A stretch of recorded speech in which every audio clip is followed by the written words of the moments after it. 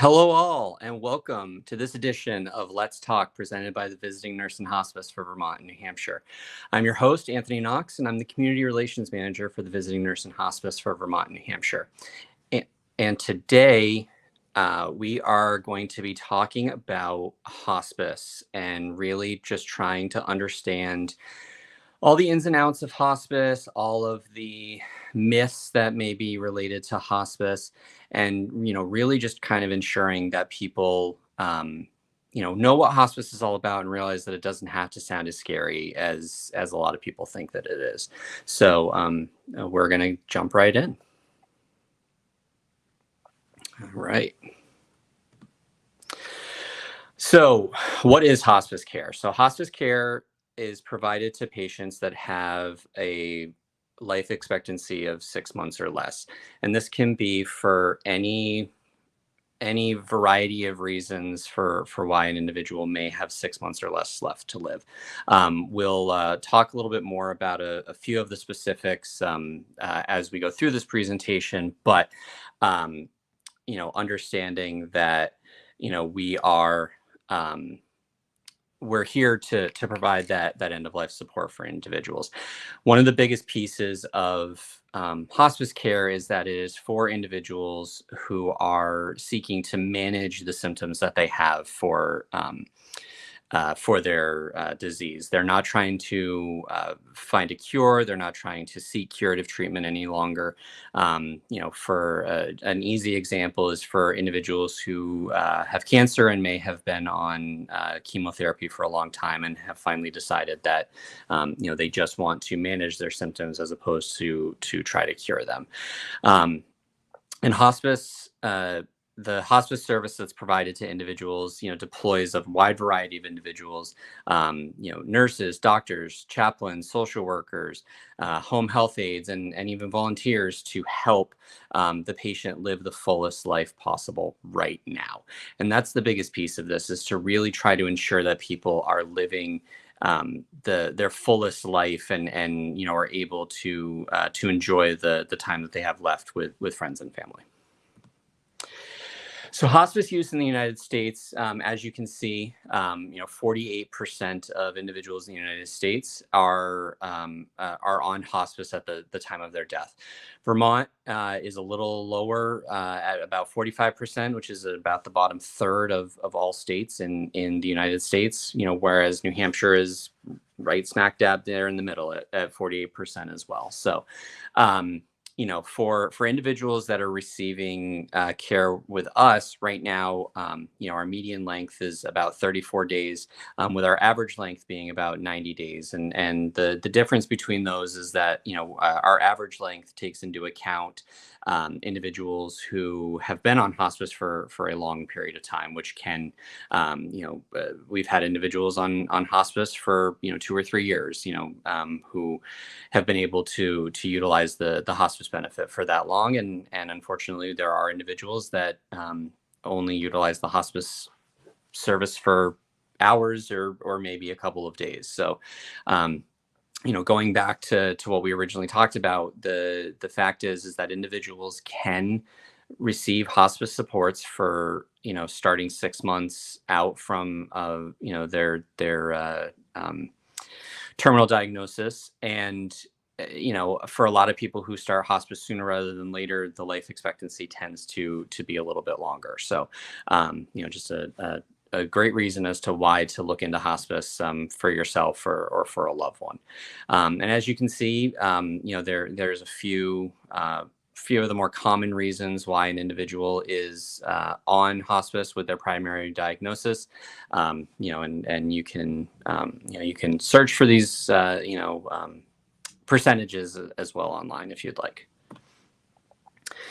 Nationally, patients are at home 56% of the time that they're receiving hospice supports. The VNH is much higher. The majority of the individuals that we provide hospice care to are at home, whether it's their own personal home, living with a family member. But we also provide care to individuals in facilities, in skilled nursing homes, in assisted living homes, everywhere. Essentially, We want you to be comfortable where you are receiving care as much as possible, and if wherever that is we're going to provide that hospice care to you. um, and then, as you can see, nationally, the location of the death, 51% of the individuals are at home. The one of the benefits of hospice is that it's to try to keep you out of the hospital and keep you in a comfortable place for as long as for the remainder of your life. So when we try to provide that support to individuals, we do ensure that they are able to stay home and not need to go to a hospital, which somebody who is on hospice wouldn't go to a hospital in the event that it was related to the diagnosis of why they were on hospice. There are situations where an individual may fall and break something and need to go to the hospital because of that, but that's separate from their hospice service that they're receiving.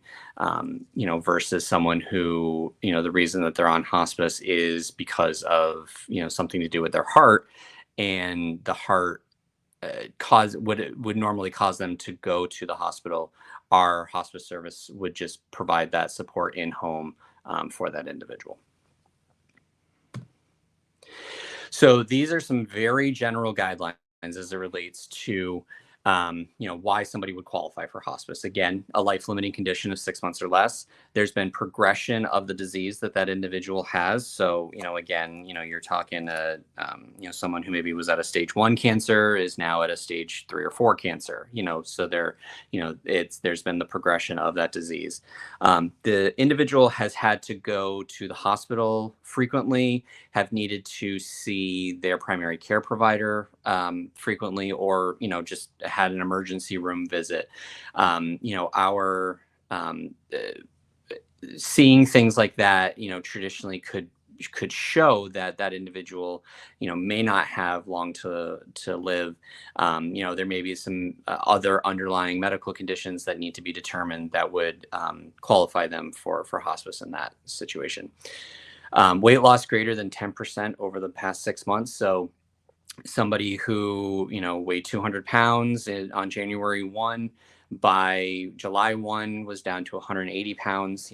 They've now lost 10% of their body weight, and if there's no reason for it, they weren't exercising more, they hadn't changed their diet, whatever the case may be, there may be some qualification there for the individual to be on hospice. The patient or the family wants to just focus on symptom relief and management. Again, they're not seeking a cure, they're not seeking curative treatment, and so ensuring that the individual is comfortable, is and able to try to live the fullest life possible is key. And then finally, there's been an increase in falls that can't be explained otherwise. So those again are very general guidelines as to why somebody would qualify for hospice. And similarly, these are some very common diseases that qualify an individual for hospice. So, basically anything that's end stage, is probably going to be right up there. An individual who just doesn't bounce back from a stroke, or has gone into a coma and probably are not going to wake up from that coma. The last piece here is anything related to neurological diseases can be very challenging to diagnose for hospice, and specifically because it's the progression of neurological diseases like Alzheimer's and dementia can make it very challenging to really determine how long an individual has left to live. But we would work with the patient and the family and the primary care provider to really kind of assess where things are going related to that. So what does the Medicare hospice benefit cover? And so obviously a big question that people have is,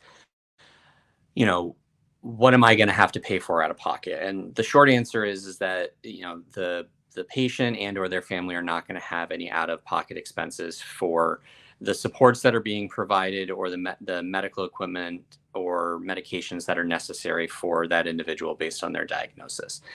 There are some situations where an individual may experience an out-of-pocket expense, but it's few and far between, and it's something that you can work with our social work team, as well as the insurance company, to kind of really figure out all of that stuff. But in general, everything is covered for an individual.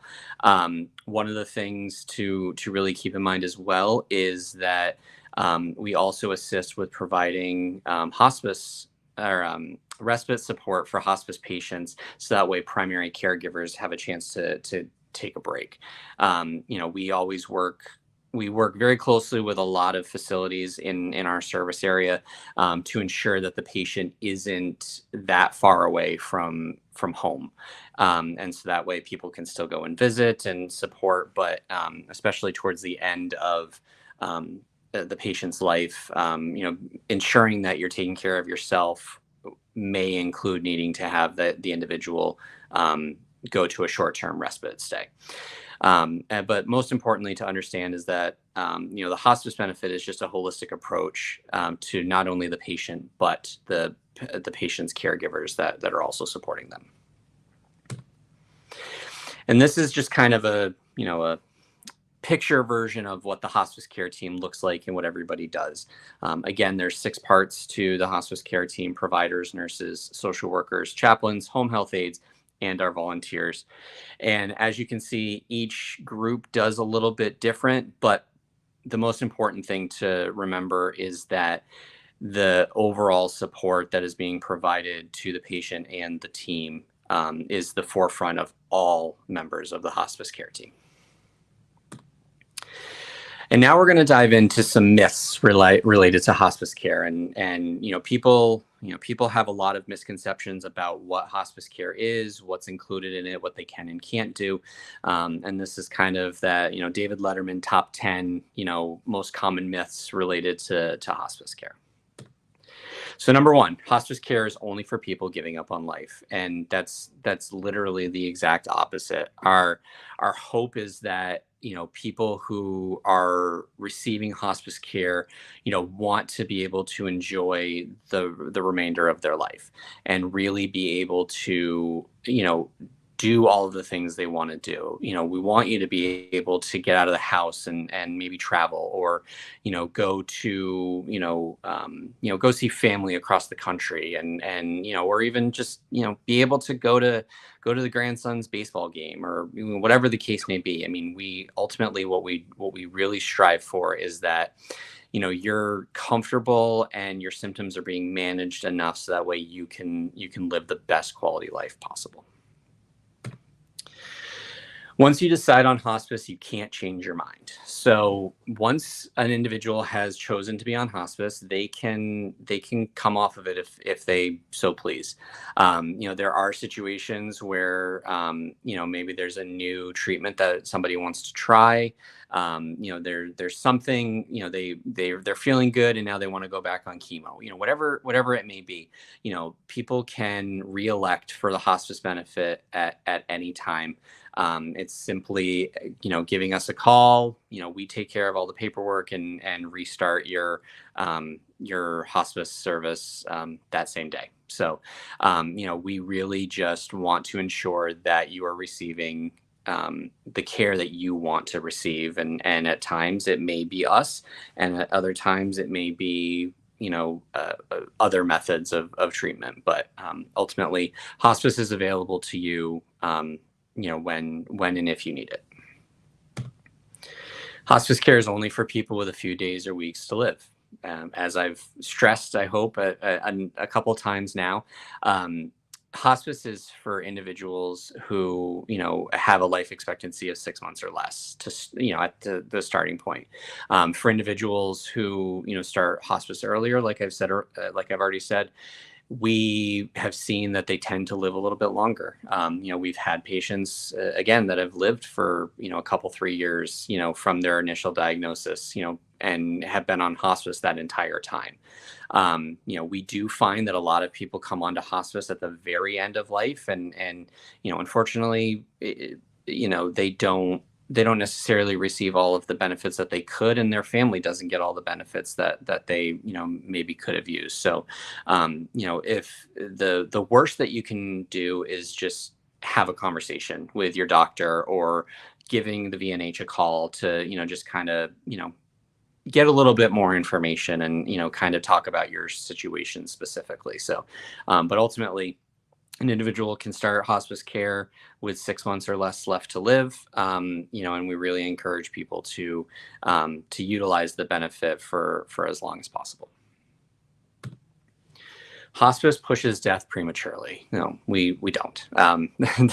It's we we ensure that the patient is easing into the dying process, and not, it's not rushing the process. I mean, it's completely illegal for us to expedite death, for individuals. So, it's we just want to ensure that the individual is able to live as comfortable and pain free as possible, and that not only the patient but their loved ones are also receiving support around the individual, to ensure that, all end of life, wishes are met, that documentation is set and ready, assisting with, all the paperwork that may be associated with it. I mean, there's a lot of different things that we work on, to improve for the individual, and, we ultimately want them to be able to, reap the benefit as much as possible. A patient will not be followed by their primary doctor in the community if they sign on to hospice. Patients have the right, and we encourage them to still be able to work with, their primary care doctor, and, other individuals who have been a part of their care team for longer than we have at this point. At the end of the day, having a bunch of individuals who are able to help with, processing information, understanding, what is available, what isn't available. It always helps to have a village around an individual who's receiving hospice supports, and so, if the patient wants their doctor to follow them, that's great. If the doctor still wants to follow them, that's great. We have seen situations where the primary care doctor, doesn't, follow, or the patient doesn't want their primary doctor to follow them through their hospice journey. So, ultimately, it's up to the patient, and the parties involved. We don't make any decisions as it relates to who is or isn't involved with, the care for the patient. You cannot leave your home if you're receiving hospice care. So, again, going back to a previous slide where I said, we encourage people to be able to get out of their house, and live their life and do all different things. And, one of the things for an individual, if they're going to be traveling throughout the country, and most of the individuals who are receiving hospice care are on Medicare. Again, it's an entitled benefit from Medicare, and so you are able to be in any state and receive the hospice care, um, that you've been receiving through us. What we're able to do is just transfer your care to a local agency, near wherever you're going to be, and when they're done, when you're done, being, at that location and are ready to come home, then the hospice care is just transferred back to us. So it's a very seamless transition. No paperwork or anything needs to be done on your part. It's really just a matter of letting us know, when you're going to be there, and then letting that agency know when you're going home, and we take care of everything at that point. So, again, you just being able to get out of the house, and live your life is a big part of what the hospice benefit includes.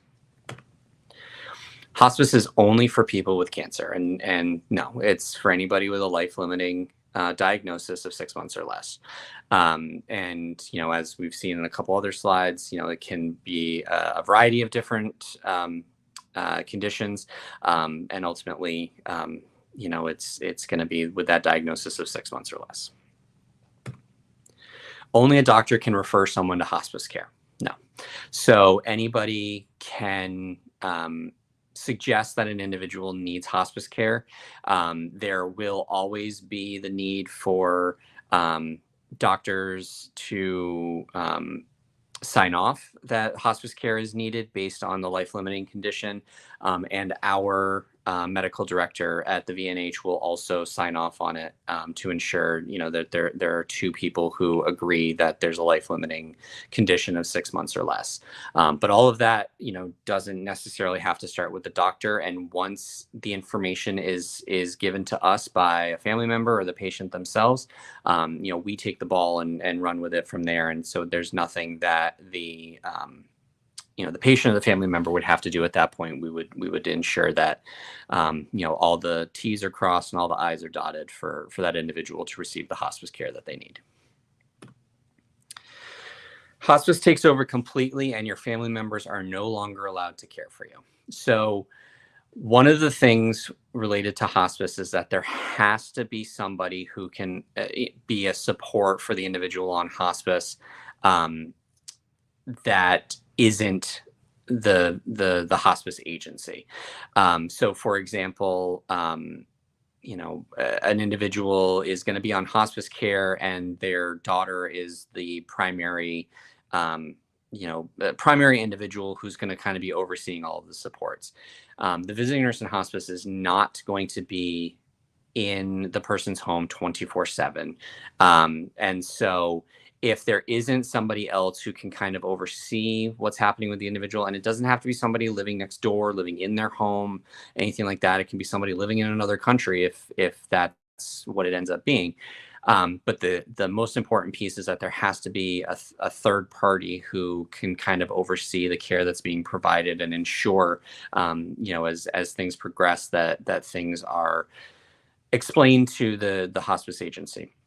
Now, obviously, there could be a situation, or situations where, we're in there every day providing different types of supports and things like that. And, from personal experience, I know that towards the very end of life for my grandfather in particular, the hospice support was there, all but 8 hours during the day for the last 3 days of his life. So it's going to be based on need as far as how much the VNH is in there, and any hospice agency for that matter. But the piece is that there still has to be that third party who can kind of oversee all of the supports that are being provided.